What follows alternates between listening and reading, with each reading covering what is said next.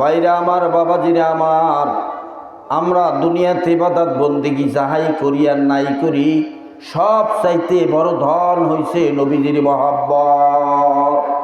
সব চাইতে বড় হইছে নবীজির মহব্বত। যেই মানুষের ভিতরে নবীজির মহব্বত নাই, তার ভিতরে কোনো ঈমান নাই। যেই মানুষের ভিতরে আল্লাহ নবীজির মহব্বত, যেই মানুষের ভিতরে আল্লাহ নবীজির ইশকের প্রেম ভালোবাসা, ওই মানুষগুলি হইছে আল্লাহর মহব্বতি বান্দা, এবং ওই ব্যক্তির আল্লাহর খাঁটি বান্দা।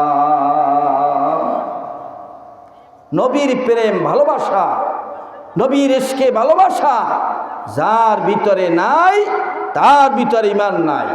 নবীর মহব্বত যার অন্তরের ভিতরে বেশি, নবীর ইশকের প্রেম যার মধ্যে যত বেশি, তার ঈমান তত বেশি।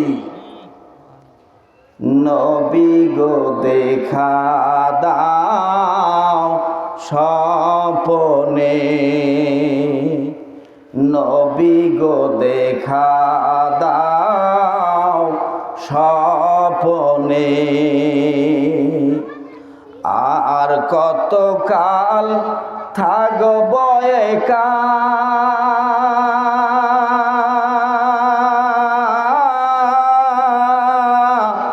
মানে না মনে,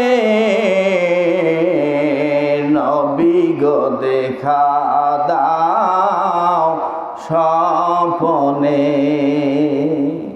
নবীর প্রেম ভালোবাসা এইটাই সবচাইতে দামি। দুনিয়া ছাড়িয়ে সবাই যাইতে হবে। 5 তলার বাড়ির মালিক, 10 তলার বাড়ির মালিক, প্লেন গাড়ির মালিক সব মাটির নিচে যাইবে, কিন্তু ওই ব্যক্তি ধনী যেই ব্যক্তি ঈমান নিয়ে কবরে যাবে। সেই ব্যক্তি ঈমান নিয়ে কবরে যাবে, সেই ব্যক্তি হইছে ধনী। ভাইরা আমার, বাবাজিরা আমার,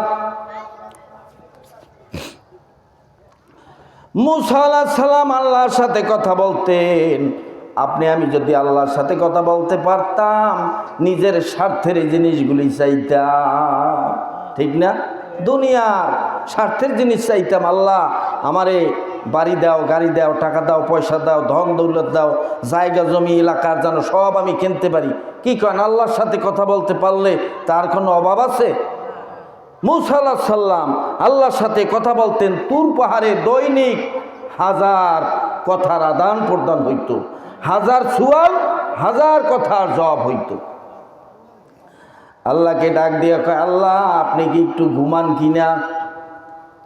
আল্লাহ ডাক দিয়ে কয়, মুসা রে, তুমি এই জবাবটা আগামী দিন নিও। তুমি যেই টাইমে আমার সাথে কথা বলতে আসবে, এ মুসা, তুমি একটা গ্লাসে পানি নিয়ে আইসো, এক পাত্র পানি নিয়ে আইসো। ওই যুগের মাটির হোক, কাছের হোক, এক পাত্র পানি বা গ্লাস নিয়ে মুসা আলাইহিস সালাম দাঁড়াইছে তুর পাহাড়ে। আল্লাহ কয়, সে ঘুম, তুমি মুসার চোখে যাও। মুসার চোখে ঘুম চলে আসলো। মুসা এখন আর ঠিক থাকতে পারে না, টাস করে হাত থেকে পানির পাত্রটা পড়িয়া ভেঙ্গে চুরে খান হয়ে গেছে। আল্লাহ ডাক দিয়ে কয়, মুসা রে, তুমি বুঝতে পেরেছো? আমি আল্লাহ যদি ঘুমাইতাম, তোমার হাতের পেয়ালা যেমনি ভাবে ভেঙ্গে গেল, আমি মাওলা যদি ঘুমাইতাম, এই তামাম পৃথিবী ভেঙ্গে চুরে চুরমার হইয়া যাইত। মুসা আল্লাহকে ডাক দিয়ে কয়, আল্লাহ আপনি সবচাইতে একটা দামি কলেমা আপনি আমার শিখান। যেই কলেমার অনেক দাম, এই রকম ধরনের দামি একটা কলেমা আপনি আমায় শিখান। আল্লাহ বলে, মুসা তুমি পড়ো লা